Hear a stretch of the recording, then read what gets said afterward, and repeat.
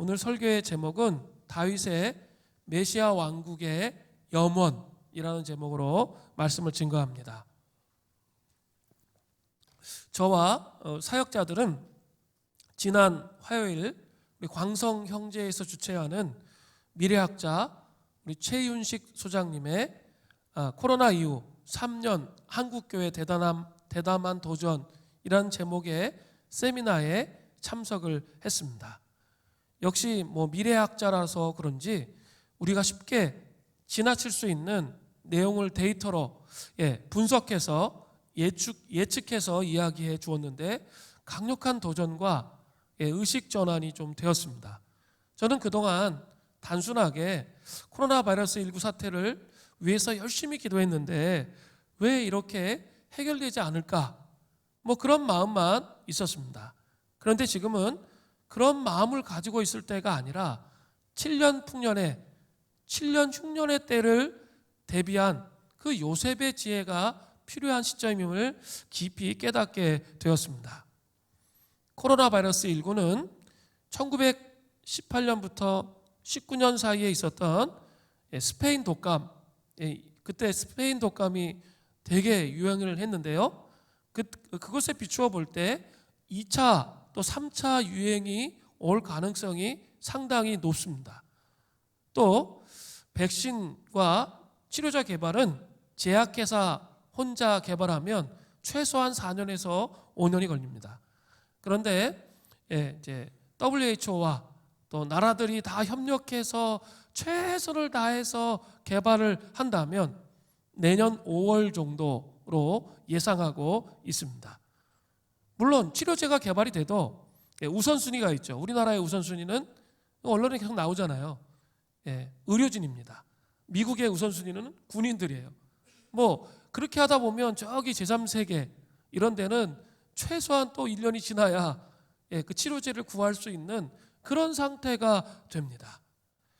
그러니까 이걸 잘 분석해 보면 2차 대유행이 올 때를 가을로 본다면 스페인 독감은 2차가 훨씬 더 많은 사람이 죽었거든요. 그때는 한 10월에서부터 한 12월 정도로 예측해 볼 수 있습니다. 10월에서 12월 정도. 그리고 그 백신이 개발되는 것은 내년 5월. 그러니까 7, 8개월 정도는 우리가 겪었던 그런 일을 또 겪을 가능성이 대단히 많다는 거죠. 그죠? 대단히 많습니다. 우리가 처음 그것을 겪었을 때는 상당히 당황스럽고 당혹스럽고 막 이렇게 했잖아요. 똑같은 상태로 준비 안 된 상태로 또 똑같이 겪어서는 안 된다는 거죠. 미리 준비해야 된다는 거예요. 그래서 그 준비할 수 있는 골든타임이 언제냐면 7, 8, 9라는 거예요. 딱 3개월이에요. 그죠? 만약에 최선을 다해서 우리가 준비했어요. 그런데 국가적으로 방역을 잘해서 넘어갔다면 오히려 그것이 준비한 것이 오히려 날개를 달아서 더 앞으로 전진할 수 있는 기회가 될 겁니다. 그런데 아무 준비 없이 계속 두려워하고 무서워하면서 뒤로 빠져나가는 상태에서 더 큰 것이 오면 우리는 케오페 당하게 될 거예요. 그렇기 때문에 사실 이 7월부터 이 9월이 골든타임이라는 거예요. 아주 중요하다는 거예요. 이때 교회는 이 시기에 우리가 잘할 수 있는 게 무엇인지 역량을 집중해야 된다는 거예요. 개인도 마찬가지예요. 이 시기에 교회가 꼭 해야 되는 것, 그게 무엇인지를 생각해서 그 사역에만 집중해야 된다는 거죠. 물된 동산 수림교회의 사역의 집중은 역시 저는 사람이라고 생각이 듭니다. 사람을 세우는 일에 집중해야 돼요. 재직들을 다시 한번 중심을 잡아서 하나님을 섬길 수 있게 하는 일, 그리고 리더들이 더 중심을 잡아서 하나님을 섬기는 일들, 이런 일들에 집중이 되어야 돼요. 그런 고민을 지금 하고 있어요. 어떻게 해야 되는가? 또 중요한 것 중에 하나가 다음 세대를 세우는 일에 좀 3개월간 집중해야 돼요. 최윤식 소장님은 그렇게 얘기하더라고요. 여름에 휴가 가는 것도 포기하고 버릴 것은 과감하게 다 버리라고. 그리고 집중해서 온 힘을 다해서 집중해서 그것 안에 집중할 때 다시 위기가 올 때 그것을 뛰어넘을 수 있게 된다는 거예요. 잘 생각해 보세요. 코로나 바이러스 19 사태가 터지면서 한국교회는 다음 세대에 대해서 거의 무방비 상태에 있었습니다. 그죠? 거의 무장이 해제됐어요. 이렇게 어떻게 해야 될지 모르는 상황 가운데 있었어요. 또 지금 코로나 바이러스 사태 속에서 지금 이제 큰 교회들 얘기 들어보니까 3분의 1 출석한다는 것부터 한 절반 출석하는 수준까지 다양한 이렇게 그동안 사람을 잘 세우지 못했기 때문에 오는 현상과 증상들이 많이 나타나는 것을 보았습니다. 그죠? 그 중에 교회 계획은 거의 무방비 상태로 다 무너졌잖아요. 처음에는 긴장을 했죠, 부모가. 제가 늘 말씀을 드리죠. 그 신앙교육에 대한 1차 책임이 어디 있다고요? 이걸 분명히 마음속에 새겨야 돼요. 교회에게 있는 게 아니고요, 가정에 있는 거예요. 가정에 1차 책임이 있어요. 부모가 책임을 져야 돼요. 긴장해가지고 맨 처음에 했지만 시간이 지날수록 어때요? 완전히 그냥 널브러져가지고 우리 신앙이 그냥 널브러져가지고 아무것도 하지 않으니까 아이들도 아무것도 하지 않는 그런 상태 가운데 있지 않았냐라는 거예요. 물론 부모에게 1차 책임이 있지만 교회는 그 책임을 잘 할 수 있도록 같이 돕고 세우는 그런 일을 해야 돼요. 우리 그동안 해왔던 게 뭐예요? 교회 학교에서 초대교회 가정예배 여러분 계속 들으셨어요? 벌써 다 까먹었어요. 그죠? 되게 쉬운 일이에요. 그죠? 엄마만 좀 고생하면 돼요. 엄마가 맛있는 거 잘 준비해서 아이들과 사랑으로 연합해서 예배드리는 여러분 그런 준비였잖아요. 우리 교회가 그런 방향으로 가려고 해요. 우리 모든 가정이 그런 예배를 드리기를 원해요. 그리고 또 하가하는 거, 그죠? 하야하는 거. 저는 이런 방향으로 가기 위해서 큰 그림을 잡고 있어요. 어떻게 하면 그 그림을 그릴 수 있을까? 대안적 교육, 그리고 공교육 안에서 해야 될 문제, 그리고 교회 학교가 해야 될 영역, 그리고 부모가 해야 될 영역, 이 4가지 영역에 대해서 사실은 요새 고민을 정말 많이 하고 있고 나름대로 그 정리를 해가고 있어요. 그렇기 때문에 다시 무너진 부분을 세워서 우리 자녀들을 교육해야 돼요. 그리고 흉년의 때를 대비할 줄 아는 그 지혜가 있어야 된다는 거죠. 교회가 흉년의 때를 맞이할 준비를 해야 된다는 거죠. 오늘 본문의 내용은 바로 다윗의 메시아 왕국의 염원. 다른 말로 얘기하면 그 교회, 주님의 몸된 교회의 부흥을 위한 염원이라고 볼 수 있습니다. 그것을 좀 살펴보려고 해요. 우리가 다시 어떻게 좀 집중되어져야 되는지 살펴야 돼요. 오늘 본문 사무엘하 23장 1절부터 7절은 사실 우리 사무엘하 22장 있죠? 와 간격이 있습니다. 사무엘하 22장 앞의 내용은 다윗의 초기 치세, 그죠? 사울로부터 공격당하고 이방인들을 무찌를 때 그런 내용이에요. 그죠? 그런데 오늘 본문의 시작 사무엘하 23장 1절부터 7절은 다윗이 죽으려고 할 때, 그러니까 산전수전 다 겪고 공중전, 우주전까지 다 겪었어요. 그리고 이제 죽기 바로 직전에 유언처럼 쓴 시가 1절부터 7절이에요. 그리고 그 다음 내용이 나오는 거죠. 사무엘하 23장 1절 전반절에 보세요. 이는 다윗의 마지막 말이라.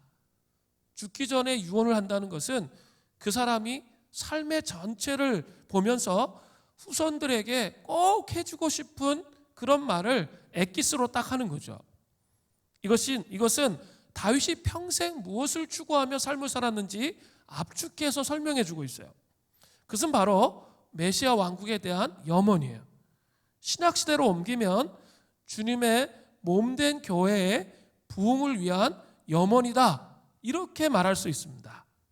자, 다윗은 먼저 메시아 왕국의 염원을 말하기 전에 자신의 삶의 정체성을 3가지로 정리합니다. 이것은 교회의 부흥을 꿈꾸는 하나님의 백성들의 정체성, 그것을 정체성 세 가지로 볼 수 있습니다.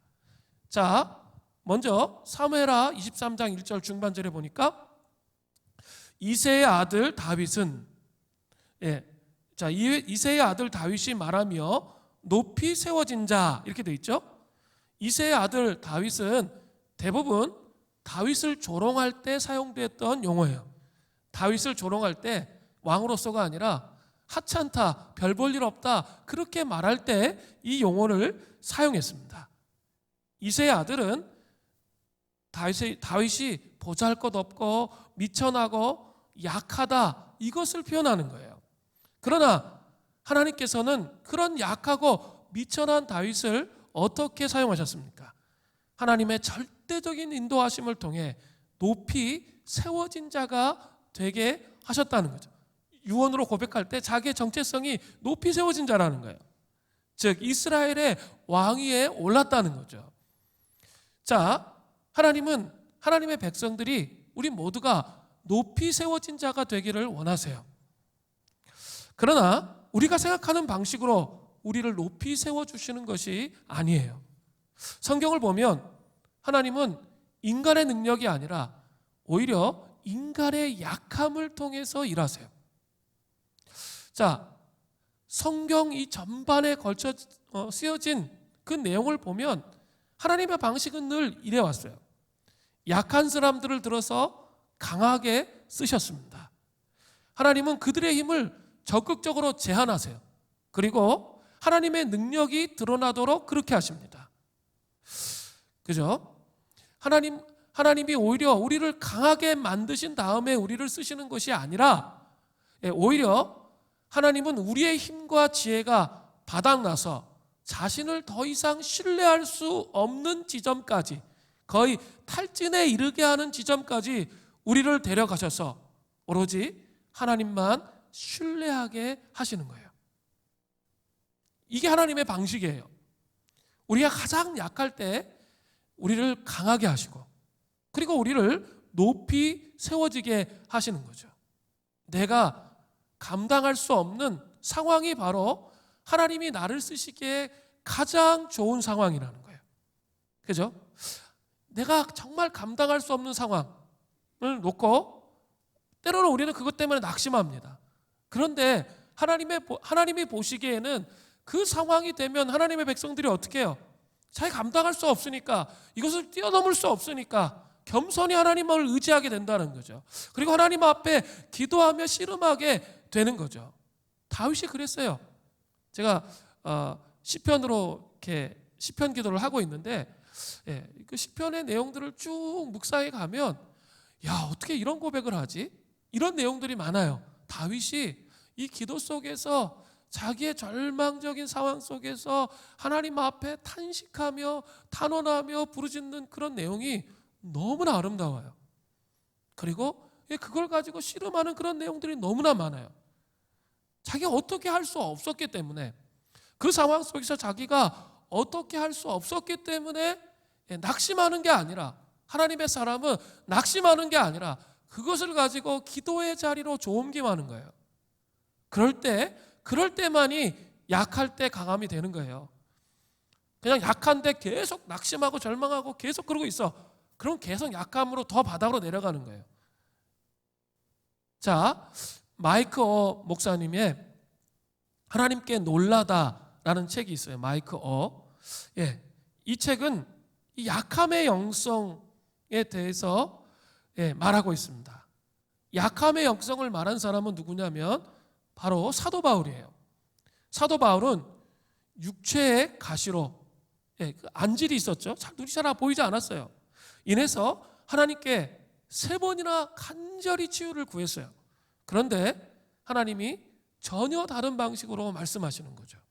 고린도후서 12장 9절이 그 내용이에요. 나에게 이르시기를 내 은혜가 내게 족하도다. 이는 내 능력이 약한 데서 온전하여 짐이라 하신지라. 그러므로 도리어 크게 기뻐함으로 나의 여러 약한 것들에 대하여 뭐 한다고요? 자랑하리니 이는 그리스도의 능력이 내게 머물게 하려 함이라. 여러분, 약한 것을 자랑해 보신 적 있으세요? 너무 중요한 거예요. 나의 약함, 연약함을 자랑하는 거예요. 정말 도저히 이것은 저희 힘으로 할 수 없는 상황입니다. 그런 연약함과 약함을 고백하는 거 얼마나 중요한지 몰라요. 소그룹 왜 하세요? 소그룹을 할 때 중요한 것은 잘 사는 거 얘기하는 거, 맨날 뭐 365일 잘 사는 것만 얘기해. 그건 거짓말이죠. 어떻게 그럴 수가 있어요, 사람이? 그럴 수가 없어요. 365일 잘 사는 것만 얘기하는 거. 우리 부부 좋은 관계에 있어. 맨날 그것만 얘기해. 다른 사람이 우리를 어떻게 볼까? 그 이미지에 집중하는 거죠. 여러분, 그러시면 안 돼요. 그러면 있죠, 이 약함의 영성을 못 배워요. 끝까지 밑으로 내려간 그 약함, 그것을 정직하게 소그룹 안에 드러낼 수 있어야 돼요. 그래야 있죠, 함께 울면서 그 영혼을 위해서 기도하고요, 그 영혼을 위해서 그 약함 속에서 그 돌파가 일어나도록 기도할 수 있는 거예요. 많은 사람이 소그룹을 왜 하는지 잘 몰라요. 바로 이런 부분이에요. 우리 약함을 자랑할 수 있어야 돼요. 우리 부부의 연약함을 이야기할 수 있어야 돼요. 그죠? 물론 뭐 소문날 것에 대한 두려움 있을 수 있어요. 그것보다 더 중요한 것은 우리 약함을 통해 함께 기도를 함께 해줌을 통해 그 사람이 그것을 돌파하는 게 중요한 거예요. 나의 이미지가 중요하지 않아요. 이미지를 벗어야 돼요. 근데 신앙생활 하면서 그렇게 하지 않는 사람이 너무 많아요. 그렇기 때문에 약함 속에서 돌파하는 것이 무엇인지 몰라요. 다윗은 그 약함의 영성 속에서 하나님께서 높여주시는 것이 무엇인지를 분명히 알았습니다. 두 번째로, 이 다윗의 정체성, 즉 교회의 부흥을 꿈꾸는 하나님의 백성의 정체성, 두 번째는 기름 부음 받은 자예요. 사무엘하 23장 1절 중반절에 보세요. 야곱의 하나님께로부터 기름 부음 받은 자. 구약시대에는 왕과 제사장, 선지자들이 하나님의 특별한 부르심을 받을 때 그 사역을 감당하기 위해서 기름 부으심을 받았습니다. 그러나 신약시대에는 성령으로부터 기름 부으심을 받아서 하나님께서 맡겨주신 사역을 감당하게 하셨습니다. 성령의 기름 부으심은 도저히 자신의 힘으로 감당할 수 없는 장벽들 있잖아요. 나와 아내는 정말 소통이 안 되는, 건널 수 없는 장벽처럼 느껴지는, 한계처럼 느껴지는 그런 상황을 성령의 기름 부으심이 감당할 수 있도록 하신다는 거예요. 한계를 돌파할 수 있도록 하세요. 아니, 자기가 다 통제할 수 있는 그런 상황이라면 주님이 왜 필요하세요? 주님이 정말 나의 일상생활 속에 정말 필요하세요? 자기가 완전히 다 세팅해 놨는데 모든 것을, 그럼 주님이 도대체 역사하실 수 있는 공간이 어디 계시냐라는 거예요. 그러니까 주님을 모르는 거예요. 안전지대를 벗어나야 돼요. 그리고 자기의 연약함에 대해서 인정해야 그 하나님께서 일하시는 또 성령의 기름 부으심으로 그 한계를 돌파하게 하시는 게 어떤 것인지 알게 돼요. 다윗의 삶을 보면 인간의 합리성으로는 도저히 이해되지 않는 많은 일들이 일어났어요. 다윗에게는 성령이 주시는 능력으로 위기를 넘는 일이 너무나 많았어요. 그죠?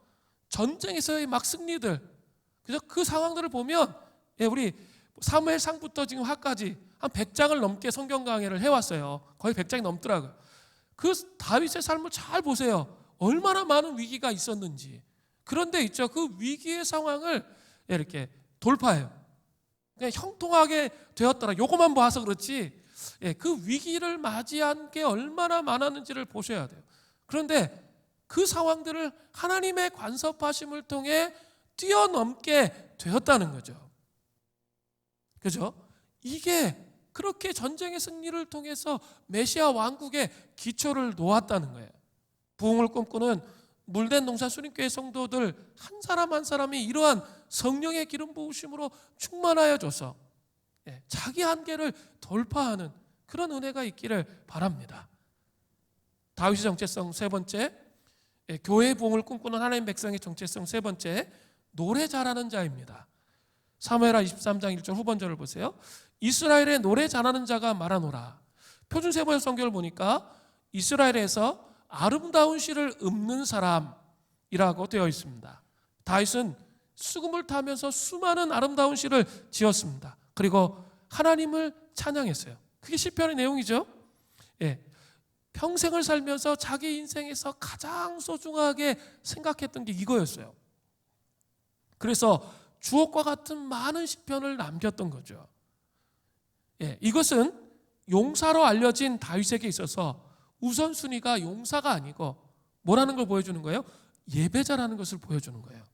시편 기도 책을 보면 시작할 때 예배자는 말하기를 이렇게 시작하거든요. 예배자는 기도하기를. 시편의 내용은 사실은 그 예배자가 예배 가운데 깊게 들어가기 전에 그 문 앞에 서 있는 거예요. 시편을 읽는다는 것은 그 문 앞에 서 있는 것을 의미하는 거예요. 자, 이해되셨죠? 그만큼 시편은 예배의 아주 중심에 서 있었던, 우리 초대교회에서부터 중심에 서 있었던 책입니다. 그런데 그것을 지은 사람이 누구예요? 다윗이에요. 다윗은 뭐 하기를 원했던 거예요? 용사로 불리기를 원한 게 아니에요. 자기는 예배자이기를 원했던 거예요. 다윗은 하나님 앞에 예배하기를 얼마나 소원했던지 예루살렘 성을 정복하고 나서 법궤를 예루살렘 성에 옮겨왔어요. 그리고 거기에 다윗의 장막을 세워놨어요. 법궤를 세우고. 그리고 3,000명의 그 레이지파 사람들을 가지고 성가대를 구성해서 끊임없이 하나님을 찬양하고 예배하기를 원했던 사람이 누구예요? 다윗이에요. 그죠?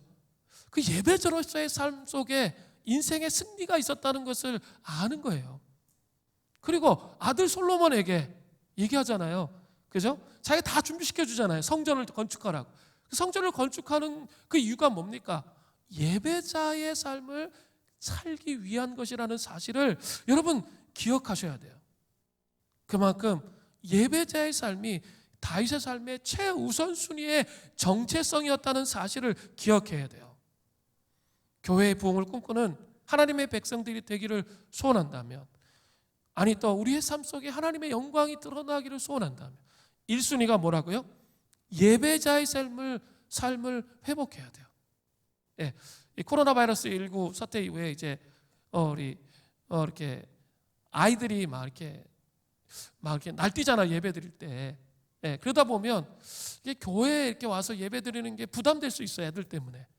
그런데 저는 꼭 부탁드리고 싶어요. 꼭 예배를 교회에 와서 드리세요. 애들이 날뛰더라도. 그리고 목사님 그냥 인터넷으로 예배 드리면 더 집중할 수 있는데, 집중은 더 할 수 있죠. 그러나 하나님이 보시는 건 뭘까요? 이렇게 같이 애들 데리고 있어 예배 드리면 뭐 몇 개나 들리겠어요? 한두 개 안 들리지만 그걸 가지고 하나님 앞에 막 씨름하는 그래도 내가 예배에 최우선순위를 두었다, 이렇게 생각하시는 거 하나님 기뻐하시지 않을까요? 근데 우리 애들 때문에 처음부터 그냥 포기해. 그냥 예배자의 삶에 몸부림치는 액션도 하나도 없고 그냥 포기부터 한다는 거죠. 그렇게 해서는 안 된다는 거예요. 절대로 예배자의 삶을 포기해서는 안 되는 거죠. 메시아 왕국을 영원한 다윗의 정체성은 뭐예요? 높이 세워진 자예요. 약함의 역성을 통해 높이 세워진 자입니다. 기름 부음을 받은 자예요. 또 노래 잘하는 자, 예배자였습니다. 이것을 기억해야 돼요. 자, 다윗은 이제 자신의 정체성을 선포한 후에 메시아 왕국의 염원을 유언처럼 이제 선포합니다. 이것은 신약 시대 성도들에게 교회의 부흥을 향한 염원이라고 볼 수 있어요. 자, 다윗은 먼저 메시아 왕국의 아주 이상적인 모습을 선포해요. 사무엘하 23장 2절부터 3절을 보세요. 여호와의 영이 나를 통하여 말씀하시며 그의 말씀이 내 혀에 있도다. 이스라엘의 하나님이 말씀하시며 이스라엘의 반석이 내게 이르시기를 사람을 공의로 다스리는 자, 하나님을 경외함으로 다스리는 자요. 자, 3절에 보세요. 다윗의 메시아 왕국의 이상적인 모습 두 가지가 나와요. 뭘까요? 사람을 공의로 다스리는 거예요. 그리고 하나님을 경외하는 거죠. 이 두 가지가 나와요. 이 하나님을 경외한다는 게 뭘까요? 그것은 하나님을 두려워한다는 의미이죠. 메시아 왕국은 하나님이 직접 다스리시는 나라예요. 다윗은 왕으로 하나님의 뜻을 제대로 분별해서 그 뜻을 실행하는 사람, 그 정도밖에 안 되는 거예요. 고대 근동에서 그 주변에 있었던 나라들은 다 뭐예요? 왕이 신이야. 그러니까 뭐 만들어요? 금신상 만들잖아요. 그래서 다 자기한테 경배하라고 하잖아요. 왕이 신이야. 근데 이스라엘은 그게 아니에요. 왕은 하나님의 대행자일 뿐이에요. 하나님의 뜻을 실천하는 그런 일을 하는 사람일 뿐이라는 거예요. 그가 하나님이 아니라는 거죠. 다윗은 다른 나라 사람, 다른 나라 왕들처럼 자기 멋대로 생각해서 메시아 왕국을 다스리면 결코 안 되는 사람이에요. 이것은 신약시대의 교회도 마찬가지예요. 물된 동산 수림교회의 담임 목사는 누구라 그랬죠? 예수님이세요. 제가 늘 이것을 인식하려고 해요. 끊임없이 이거를 인식하고 씨름하려고 신전의식, 하나님의 임재의식 앞에서 하나님을 두려워함으로 이것을 인식하려고 끊임없이 노력합니다. 담임 목사인 저와 재직들은 우리의 뜻을 실행하는 것이 아니에요. 하나님의 뜻을 분별해서 이 교회에 실행되게 해야 되는 거예요. 그리고 그것이 확장되어서 이 땅에 실행되도록 하는 거예요. 교회의 본질은 그죠? 하나님 나라가 이 교회 안에 세워져서 이 땅 가운데 하나님 부흥이 이 교회 안에 하나님 뜻의 부흥이 일어나서 세상 가운데 하나님의 뜻이 선포되어지도록 하는 게 교회의 본질이에요. 그렇기 때문에 하나님을 경외하는 마음으로 날마다 삶 속에서 하나님을 두려워하는 마음으로 하나님께서 과연 무엇을 요구하시는지 원하시는지 자기의 삶 속에서 일주일 동안 삶을 살아야, 그죠? 신전의식을 가지고 하나님 앞에서 내가 삶을 산다, 그 삶을 살아야 교회 와서도 하나님의 뜻을 분별하기가 쉬워져요. 일주일 내내 그렇게 살지 않고 그러다가 교회 와서만 딱 그렇게 하려면 하나님 뜻이 분별이 될까요? 안 될까요? 안 됩니다. 재직은 정말 중요한 게 딱 다른 게 아니에요. 하나님의 뜻이 과연 무엇인가? 내가 사람을 기쁘게 할 것인가? 하나님을 기쁘게 할 것인가? 이 기로에서 선택해야 되는 거예요. 그것이 우리에게 필요해요. 자, 이렇게 다윗과 다윗의 후손들이 메시아 왕국을 이 신전의식 가운데 하나님을 경외하는 마음으로 메시아 왕국을 다스리면 결과적으로 어떤 일이 일어납니까? 사무엘하 23장 4절인데 이게 비유로 말하고 있어요. 그는 돋는 해의 아침빛 같고 구름 없는 아침 같고 비 내린 후에 광선으로 땅에서 움이 돋는 새풀과 같으니라 하시도다. 첫 번째는 그 메시아 왕국의 통치 안에서 하나님을 경외함으로 통치하고 하나님의 공의로 사람들을 통치할 때 어떤 일이 일어나냐면 돋는 해의 아침빛 같고 구름 없는 아침 같습니다. 한번 상상해 보세요. 결실의 계절 가을에 한번 상상하세요. 정말 아침에 아주 푸르른 하늘을 가르고 이 눈이 부시도록 빛나는 아침 해가 햇살을 비치며 떠오르는 모습을 한번 상상해 보십시오. 그 햇살이 사람들에게 닿는 순간 지친 영혼이 솟원케 됩니다. 그리고 시리에 빠진 마음에 소망이 싹트게 되는 거죠. 그죠? 교회는 그죠? 부흥을 통해서 그렇게 세상에 빛을 비치도록 부르심을 입은 거예요. 그죠? 그게 이상적 교회의 모습이에요. 그러려면 성도들 한 사람 한 사람이 먼저 뭐예요? 이 경험을 해야겠죠. 그죠? 빛이 비춰지는 거죠. 그래서 지친 영혼이, 탈진된 영혼이 소생을 경험하고 여전히 하나님 앞에 소망이 있구나. 이 땅에 정말 소망이 없고 문제들이 많이 있지만 여전히 하나님 앞에 소망이 있다라는 것을 기억해야 돼요. 그리고 그것을 경험해야 돼요. 그런데 왜 우리가 그것을 잘 경험하지 못할 때가 많을까요? 그 이유는 뭘까요? 자기가 다 붙잡고 있기 때문에요. 삶을 자기가 다 붙잡고 있는 거예요. 그래서 이렇게 모험하려고 하지 않아요. 믿음으로 모험하면서 약해지려고 하지 않는단 말이에요. 자기를 내려놓으려고 하지 않아요. 뭔가 다른 걸 잡으려면 어때요? 내 손에 있는 걸 내려놔야 그 다음 걸 잡죠. 근데 있죠, 세상에서 그냥 사는, 그냥 내 마음속에서 막 흔들리는 대로 살아가는 그거 붙잡고 있으면서 교회 와서도 있죠. 그것을 내려놓고 약함을 하나님 앞에 고백해야 되는데 그래야 그게 풀어지죠. 그리고 하나님이 역사하시는데 그렇게 하지 않는다는 거예요. 계속 붙잡고 있는 거예요. 계속 고집을 부리는 거죠. 여러분, 그렇게 하시면 안 돼요. 그러면 이 소망의 빛이, 그 가을 하늘에 가을 햇빛이 우리 영혼에게 비치도록 하는 그 소송케 하시는 그 빛이 우리에게 임하지 못합니다. 그러면 세상 사람들에게 우리는 할 말이 없어요. 그리고 교회는 지탄의 대상이 되는 그런 교회가 될 수밖에 없는 거예요. 그리스도인이 그리스도인다운 삶을 살아갈 수 없게 된다는 거예요. 빛을 비춤을 받아야 돼요. 소망의 빛을, 정말 우리의 약함을 고백하면서 소망의 빛을 받아야 세상의 빛을 비춰낼 수 있는 사람이 되는 거예요. 정말 예수님 때문에 지금 세상이 막 다 흔들리고 무너져도 예수님 때문에 소망이 있으세요?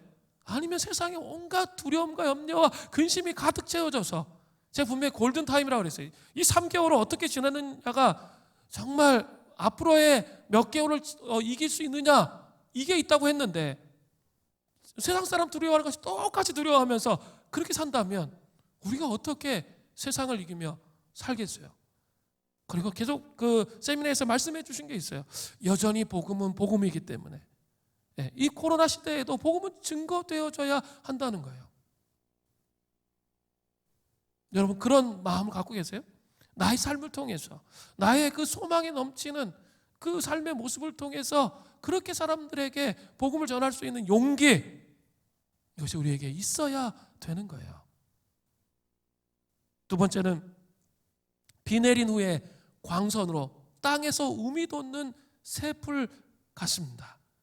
가뭄에 막 찌들어 있던 대지에 단비가 내려요. 그리고 그 비가 부드럽게 녹인 흙을 뚫고 자라난 그 새싹 위에 그 햇빛의 강렬한 광선이 비치면서 그들이 막 자라나도록 하는 거죠. 생명의 기운을 돋우는 창조의 빛이 임하는 거죠. 이것이 뭘까요? 부흥의 역사죠. 마른 뼈와 같은 우리의 삶에, 그죠? 교회 와서 뭐 하셔야 돼요? 사람 바라보면 실족합니다. 사람은 여러분에게 만족을 줄 수 없어요. 절대로 만족을 주지 않습니다. 맨날 싸우게 될 거야 아마. 그게 아니라 하나님의 임재 안에서 이 마른 뼈와 같은 내 영혼이 그 생기가 돌아오고 힘줄이 붙어서 하나님의 군대가 되는 거예요. 저 부흥을 심령안의 부흥을 경험해야 돼요. 그래야 쓰임 받을 수 있는 거예요. 이게 이상적인 메시아 왕국의 모습, 교회의 모습이라는 거죠. 자, 메시아 왕국의 이상적인 모습을 상상만 해도 감동이 되죠. 그런데 놀라운 것은 메시아 왕국은 반드시 이루어진다는 거예요. 왜 그럴까요? 사무엘하 23장 5절에 다시 분명히 말해요. 내 집 왕실을 말하죠. 미 하나님 앞에 이같지 아니하냐. 하나님이 나와 더불어 영원한 언약을 세우사 만사를 구비하고 견고하게 하셨으니 나의 모든 구원과 나의 모든 소원을 어찌 이루지 아니하시랴. 하나님은 다윗과 영원한 언약, 약속을 하셨어요.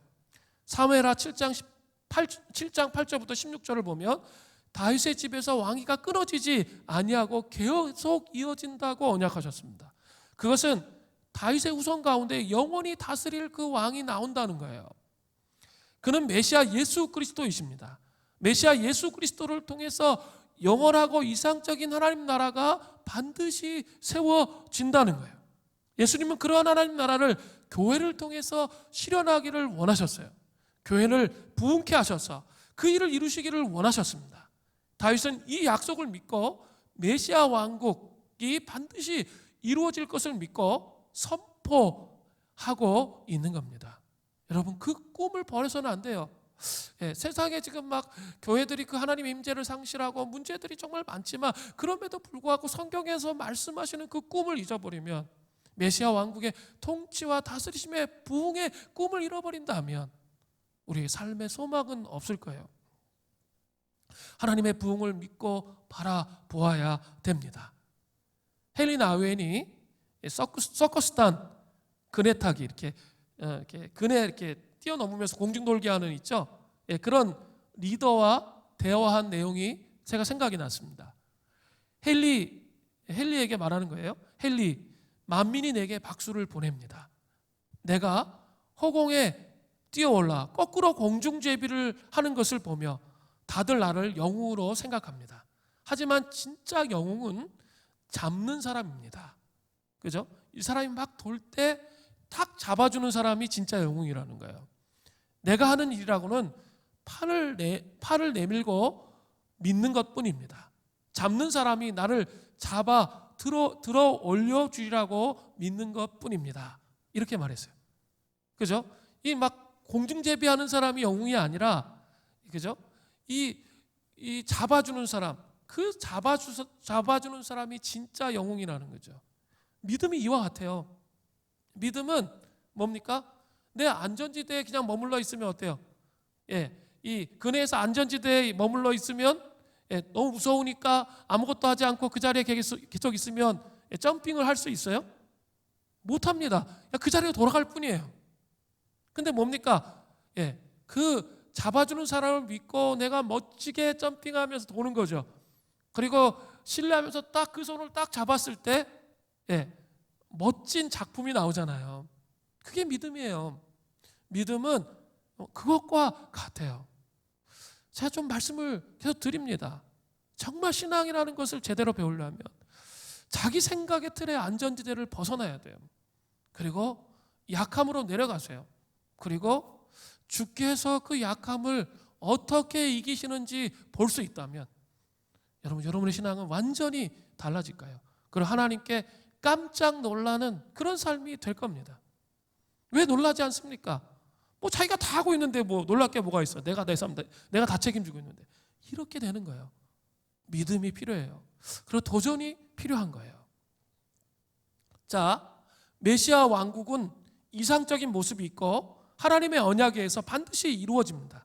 그러나 메시아 왕국을 이루는 것, 하나님의 부흥을 이루는 것 쉽습니까? 쉽지 않습니까? 쉽지 않아요. 치열한 영적 전쟁이 있기 때문이에요. 다윗은 메시아 왕국을 이루기 위해 수많은 적들과 싸웠습니다. 그 적들은 하나님의 통치를 싫어했어요. 그리고 시기했습니다. 교회의 부흥을 꿈꾸는 자들도 이러한 영적 어둠의 싸움과 직면하게 됩니다. 자, 보세요. 사무엘하 23장 6절부터 7절이에요. 그러나 사악한 자는 다 내버려질 가시나무 같으니 이는 손으로 잡을 수 없음이로다. 그것들을 만지는 자는 철, 쇠꼬챙이를 의미해요. 표준세 번역에 보니까 과 창자루를 가져야 하리니 그것들이 당장에 불살리리로다 하니라. 메시아 통치를 반대하는 세력들은 아무런 열매가 없는 가시나무와 같아요. 가시나무가 그늘이 있을까요? 없어요. 가시덤불이에요. 그늘이 없습니다. 그러나 자신의 밑으로 와서 쉬라고 유혹하죠. 그러면 자신의 욕심으로 자신의 그늘 밑에 오늘 모든 사람들을 어떻게 하는 거예요? 그늘 만들어주는 게 아니라 가시로 찔러서 고통을 주는 거예요. 우리도 이 땅에서 메시아 왕국을 꿈꾸며 살아갈 때, 또 교회의 부흥을 꿈꾸며 살아갈 때 여러 가지 원수 마귀의 유혹이 너무나 많아요. 목회자인 저도 그런 유혹을 정말 많이 받는데, 평신도인 여러분들은 그런 유혹을 얼마나 많이 받으시겠어요? 일상 삶의 현실 속에서 정신을 차리지 못하면 그냥 실족해요. 정신을 차리고 있지 않으면 실족한다는 거죠. 좋은 차를 사는 거 죄가 됩니까? 안 됩니까? 모르세요? 절대 죄가 될 수 없습니다. 좋은 집을 사는 거, 좋은 집으로 이사가고 싶은 욕망, 그게 죄가 됩니까? 안 됩니까? 죄가 될 수 없습니다. 그래서 결코 문제가 되지 않습니다. 하나님의 뜻에 따라, 제가 하나님의 뜻이란 단어가 중요한 거예요. 하나님의 뜻에 따라 하나님이 어떨 때는 가난하게도 하시고 또 부하게도 하시잖아요. 또 하나님이 하나님의 뜻에 따라 그것을 따라서 얼마든지 좋은 집으로 이사할 수 있고 좋은 차를 살 수 있습니다. 그러나 한순간 정신을 차리지 못하면 자꾸 옆을 바라보는 거죠. 옆집은 벌써 몇 평에 사는데 난 뭘까? 이런 비교의식이 마음속에 들어와요. 그리고 있죠, 그 더 좋은 집으로 이사가는 것에 집착하는 거예요. 그리고 그 다음엔 패턴이 있죠. 욕심이 다가오죠. 그리고 그것이 없으면 안 될 것 같은 그런 강렬한 마음. 그것이 없어도 살 수 있는데 그것이 없으면 막 안 될 것 같은 강렬한 마음 같잖아요. 그러면 나도 모르게 세속주의의 우상을 섬기고 있는 거예요. 저도 그럴 수 있습니다. 저는 뭐 그런 편안하게 살고 싶은 마음이 없겠어요? 있죠. 다 누구에게나 다 그런 마음이 있어요. 그런데 그 마음을 빼앗길 때 어떻게 될까요? 그게 우상숭배예요. 그게 뭐예요? 가시나무예요. 우리를 찌르게 되는 거예요. 이것이 우리의 삶의 가시나무예요. 그러니까 어떻게 해야 돼요? 영적 싸움을 싸워야 돼요. 하나님 뜻 가운데 열어주셔서 가고 좋은 채 사는 거 괜찮아요. 그렇지만 다른 사람에게 자랑해서는 안 돼요. 다른 사람을 시험에 빠지게 하는 거니까요. 그게 아니고 그렇게 할 수 있어요. 겸손히 다른 사람을 섬기는 도구로 사용하시면 돼요. 그런데 있죠, 욕심에 이끌려서 그렇게 하는 마음의 동기를 살펴야 된다는 거죠. 뭐 이런 거 말고 또 뭐가 있을까요? 탐욕과 집착, 욕심, 성공주의, 나라는 자아에 대한 집착, 이기적인 마음, 뭐 이런 것들이 다 뭐예요? 가시나무예요. 우리를 속이고 있는 가시나무라는 거죠. 가시나무들은 철과 창자루로 만질 수 있습니다. 조심하게 다뤄야 합니다. 그것들을 불살라 태워버려야 하는 거예요. 그래야 메시아 왕국의 꿈을 이룰 수 있어요. 또 교회 부흥의 꿈을 이룰 수 있어요. 이 부흥을 통해 세상을 바꾸는 그 일을 할 수 있게 되는 겁니다. 제가 묻겠습니다. 이제 소그룹을 좀 해야 될 텐데, 우리의 소그룹의 나눔은 세상적입니까? 하나님 중심적입니까? 스스로에게 물어야 돼요. 우리의 나눔은 정말 하나님 중심이에요? 아니면 세상적이에요? 우리가 다시 한번 생각해 봐야 돼요. 정말 함께 울 수 있어요? 소룹하면서 나의 약한 우리 가정의 우리 부부의 장벽들에 대해서 힘들어하면서 함께 울 수 있냐라는 거예요. 약함에 대해서 받아들이며 기도하며 씨름할 수 있냐라는 거예요. 잘된 거 얘기해야 되죠. 간증할 수 있겠죠. 그런데 허구한 날 간증이 있을지는 않아요. 못한 것들이 있어요. 그렇지만 주님을 의지해서 내가 나가려고 하는 그 태도, 그게 믿음이에요. 그죠? 그게 믿음이에요. 겸손하게 기도 부탁하는 게 그게 믿음이에요. 그 은혜가 우리에게 있어야 되는 거예요. 그게 영적 싸움이라는 사실을 기억해야 돼요. 자, 메시아의 유언장과 같은, 다윗의 유언장과 같은 시 다음에 메시아 왕국의 용사의 명단이 8절부터 38절까지 37명이 나와요. 다윗은 영적 전쟁에 있었지만 자신 주위에 이러한 용사들이 있었기 때문에 함께 동역함으로 메시아 왕국을 이룰 수가 있었어요. 다윗은 혼자 있었다면 결코 메시아 왕국을 이룰 수 없었을 것이 분명합니다. 오늘 본문은 사무엘하 23장 8절부터 23절까지인데 두 종류만 살필 거예요. 첫째는 3인의 용사와 두 번째 또다시 3인의 용사입니다. 그들이 어떤 특징이 있는지를 봐야 돼요. 먼저 이들의 특징을 살펴보기 전에 사무엘상에서 다윗이 사울 왕에게 쫓겨다닐 때 사역 초기 있죠. 왕에 오르기 전에 그 사람에게 모여든 사람의 특징은 뭐였습니까? 사무엘상 22장 1절부터 2절을 보면, 그러므로 다윗이 그것을 떠나 아둘람 굴로 도망하며 그의 형제와 아버지의 온 집이 듣고 그리로 내려가서 그에게 이르렀고, 가족들이 모였어요. 환난당한 모든 자, 사울 왕의 치세 때 환난당한 모든 자, 또 빚진 모든 자, 마음이 원통한 자가 다 그에게로 모였고, 그는 그들의 우두머리가 되었는데 그와 함께 한 자가 400명 가량이었더라. 사람이 모였는데 쓸 수 있는 사람이 아무도 없어. 좀 싱싱하게, 좀 이렇게 하나님을 경외하면서 하나님 앞에 나갈 수 있는 사람이 아니에요. 다 막장 드라마 같은 사람 다 모인 거예요. 그게 무슨 말이에요?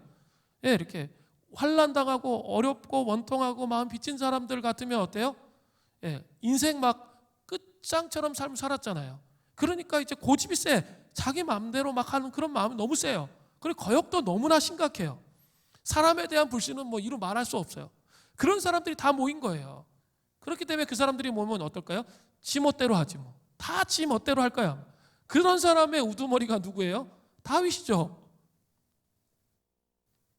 정말 목회하기 가장 힘든 사람만 골라 모아놓은 거죠. 거지 황무지와 같은 그런 사람만 다 모아놓은 거예요. 그런데 이러한 사람들이 훈련돼서 이 노년에 다윗 노년에 이 사람들이 다 어떻게 되었습니까? 바로 오늘 본문에 나타난 다윗의 용사 명단에 다 오른 거예요. 그들이 어떻게 변화됐습니까? 첫 번째 3인의 용사를 좀 보려고 하는데 37명의 다윗의 용사 명단 중에 가장 먼저 나오는 첫 번째 3인의 용사가 나오는데 첫 번째 3인의 용사가 누구입니까? 요셉 바세벳, 엘르아살, 쌈마입니다. 요셉 바세벳은 어떤 일을 했습니까? 사무엘하 23장 8절을 보니까 다윗의 용사들의 이름은 이러하니라. 다그몬 사람 요셉 바세벳이라고도 하고 에센 사람 아디노라고도 하는 자는 군 지휘관의 두목이라. 그가 단번에 800명을 쳐 죽였더라. 요셉 바세벳은 군 지휘관이었어요. 군 지휘관에는 두 종류가 있어요. 개혁 개정에는 이제 개혁에는 군장이라고 돼 있어요. 군대 장관. 이 두 종류가 있는데 첫 번째는 사르가 있어요. 사르 히브리어로. 요압과 같은 사람. 전체 군대를 통솔하는 그 군지관이 있었어요. 두 번째 사람은 오늘 본문의 첫 번째 세 용사인데 살라시가 있어요. 살라시. 이거는 세 사람으로 되어 있어요. 근데 이 사람들은 특수부대예요. 다윗을 호위하는 그 부대 병력을 말하는 거예요. 그래서 병거에 함께 타는 거예요. 다윗과. 그런 사람들이에요. 그런 사람이 첫 번째 3인의 용사 세 사람이에요. 근데 그 중에 첫 번째가 누구예요? 바로 요셉 바세벳이에요. 근데 이 요셉 바세벳이 어떻게 했어요? 단번에 800명을 죽였어요. 한번 생각해 보세요. 800명 한 번 꿀밤 때리는 것도 힘들어요. 여기 팔이 아플 텐데 800명을 죽였다고 한번 생각해 보세요. 이게 그냥 이렇게 성경에 써 있으니까 그런가 보다 하지 진짜 힘든 거예요. 근데 그게 어떻게 가능했을까요? 성령께서 그 영혼 안에 강하게 임하고 붙들어 주셨기 때문에 강한 그런 일을 했어요. 또 엘라사를 보겠습니다. 사무엘하 23장 9절부터 10절을 보세요. 그 다음은 아호와 사람 도대의 아들 엘라살이니 다윗과 함께한 세 용사 중에 한 사람이라. 블레셋 사람들이 싸우려고 거기에 모임에 이스라엘 사람들이 물러간지라. 세 용사가 싸움을 도두고 그가 나가서 손이 피곤하여 그의 손이 칼에 붙기까지 블레셋 사람을 치니라. 그날에 여호와께서 크게 이기게 하셨으므로 백성들이 돌아와 그의 뒤를 따라가며 노력할 뿐이었더라. 이 엘르아솔도 뭐예요? 살라시였어요. 살라시 군지관이었는데 그는 이스라엘 백성들이 이 블레셋 사람들과 싸우다가 다 도망가는 거예요. 다 도망가는데 그 자리를 끝까지 지켜 싸운 사람이에요. 자, 보세요. 그는 손이 피곤하여 그의 손이 칼에 붙기까지 했다는 거죠. 그게 무슨 말이에요? 여러분, 너무 칼을 갖고 너무 꽉 쥐고 계속 싸우다 보니까 팔에 쥐가 나는 거예요. 그 정도까지 싸웠다는 거죠. 그렇게 했는데 하나님이 큰 승리를 주셨다라고 성경은 말하는 거예요. 정말 대단하죠? 쌈마는 어때요? 그도 살라시의 군지관이었어요. 사마 23장 11절부터 12절에 보니까 그 다음은 하랄 사람 아게의 아들 쌈마라. 블레셋 사람들이 사기가 올라 거기 녹두나무가 가득한 한쪽 밭에 모임에 백성들은 블레셋 사람들 앞에서 도망하되 그는 그 밭 가운데 서서 막아 블레셋 사람들을 친지라. 여호와께서 큰 구원을 이루시니라. 이스라엘 백성은 주로 특기가 뭐예요? 도망가는 거. 다 도망가잖아요. 여기도 도망가는 그런 내용이 나오는데 어때요?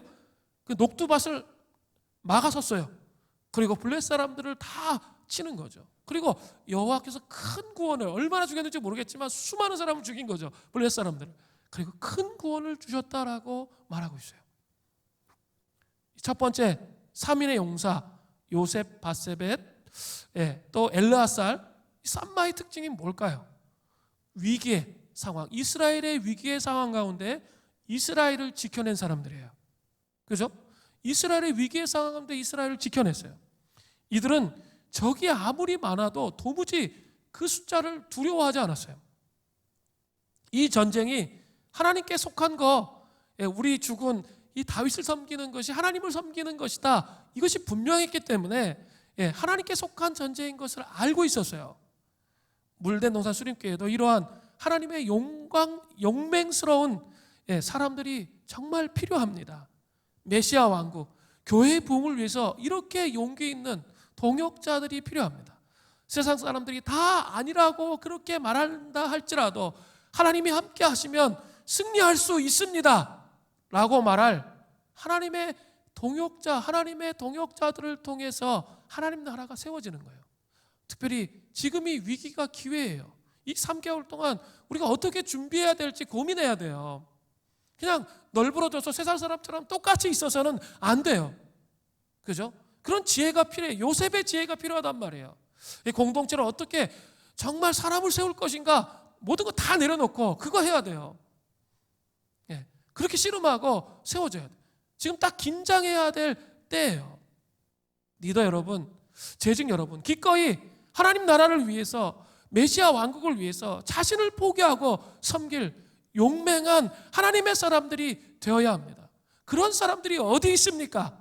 깨어 일어나야 되는 거예요. 그죠? 메시아 왕국의 통치 기반을 회복해야 돼요. 하나님을 경외하는 마음, 하나님의 임재 아래에서 그런 작업을 해가겠다 하는 사람들이 일어나야 돼요. 그래야만 위기가 기회가 될 수 있도록 그렇게 할 수 있는 거예요. 그냥 위기가 위기로 끝나면 안 돼요. 그냥 세상 사람처럼 똑같이 세상 사람의 관점으로 이 코로나 바이러스를 해석하고 세상 사람의 관점으로 두려워하고 무서워하고 그것으로 끝나서는 안 된다는 거예요.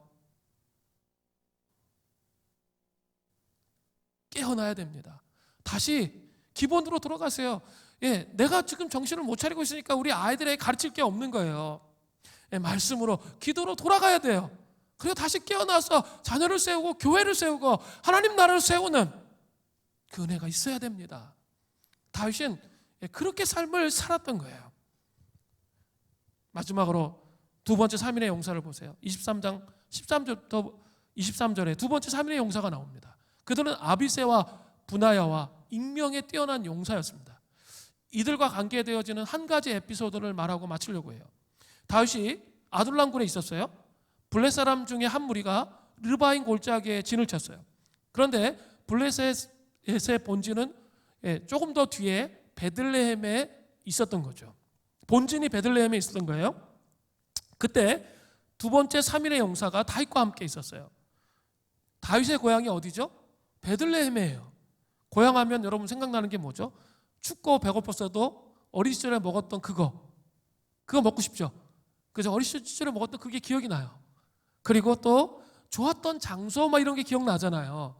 그래서 다윗도 베들레헴 생각하니까 자신도 모르게 그냥 자기가 어렸을 때 먹었던 거, 그 소원했던 것들이 그것이 막 생각나면서 그것에 대해서 먹고 싶다라는 소원이 그냥 자기 입에서 나왔던 거예요. 자 보세요. 사무엘하 23장 15절.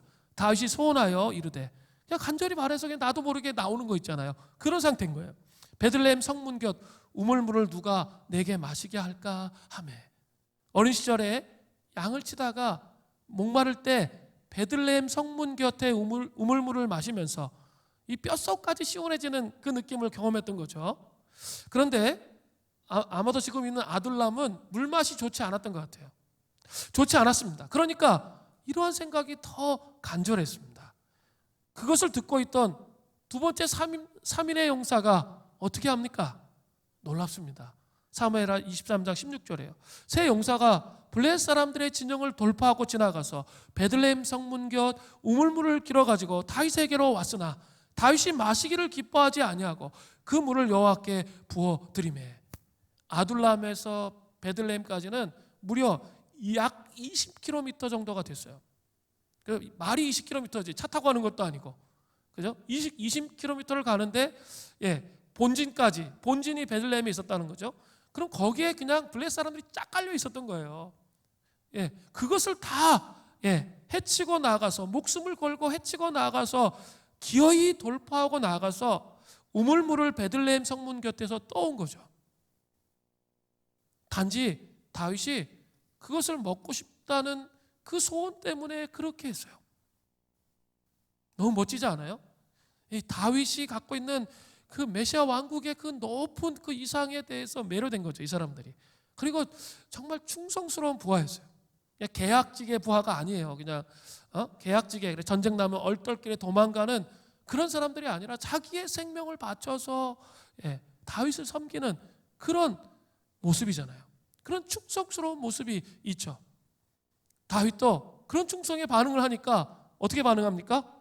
그 물을 마실 수가 없는 거죠. 그래서 하나님께 부어드리는 거죠. 거기서 홀라당 그걸 먹었다. 그거는 진짜 너무 좀 치졸한 거죠. 그 장수들의 그 헌신, 그것을 이해하지 못하는 거죠. 다윗은 그렇지 않았어요. 다윗은 분명하게 이렇게 말해요. 사무엘하 23장 17절에 이르되 여호와여 내가 나를 위하여 결단코 이런 일을 하지 아니하리이다. 이는 목숨을 걸고 갔던 사람들의 피가 아니니까. 그 물은 피라는 거예요. 하고 마시기를 즐거워하지 아니하니라. 새 용사가 이런 일을 행하였더라. 너무 멋있죠? 다윗과 이 용사의 관계가 하나님 앞에 충성되고 서로에게 충성된 그 모습이 너무나 아름답습니다. 저는 물된 동산 수님교회가 이러한 공동체가 되기를 소원합니다. 리더 여러분, 멤버를 조정하고 통제하고 막 이러시면 안 돼요. 동산지기가 좀 관여할 수 있어야 되고 제가 좀 관여할 수 있어야 돼요. 자기 사람 만들려고 하면 안 돼요. 하나님의 사람을 만들어야 돼요. 그리고 다른 사람에게 영향받을 수 있도록 좀 열어주셔야 돼요. 그래서 이렇게 내가 하나님 앞에 서 있는 그 모습을 보고 그 멤버가 또 하나님 앞에 서 있는 모습을 보고 서로 감동하면서 충성스러운 우정관계에 들어가야 돼요. 내가 충성스럽지 않으면 될까요? 안 될까요? 안 되죠. 내가 참 신실하지 않으면, 내가 하나님 앞에서 참 신실하지 않으면 안 돼요. 내가 하나님 앞에서 참 신실하고 끝까지 그 모습을 지키려고 하면 붙어요. 여러분 주변에 충성스러운 사람들이 붙어요. 그래서 하나님의 사람들이 세워지는 거예요. 그죠? 하나님의 사람들이 세워져야 돼요.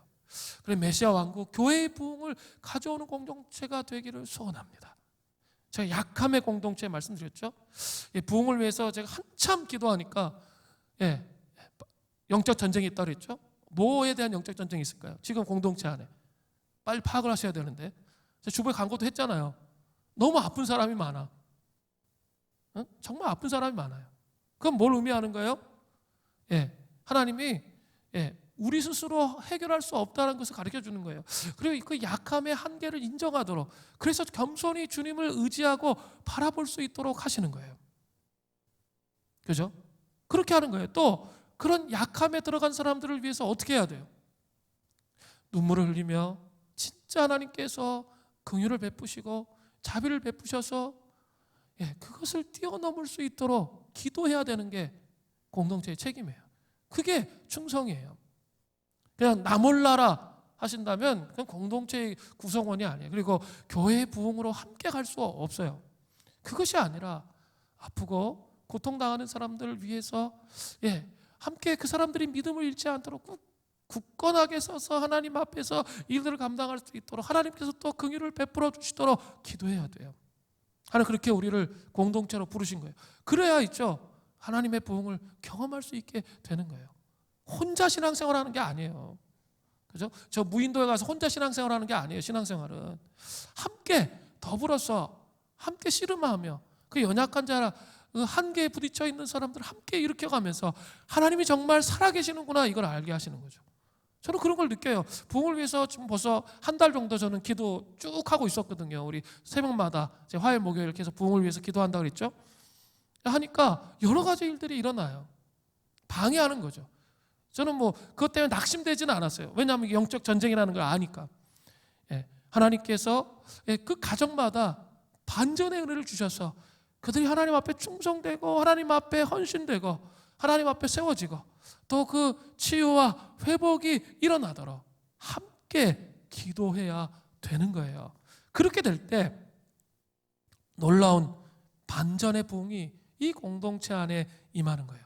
그리고 그 메시아 왕국의 높은 이상이 현실로 우리에게 다가오는 겁니다. 그 은총이 우리에게 있기를 바랍니다.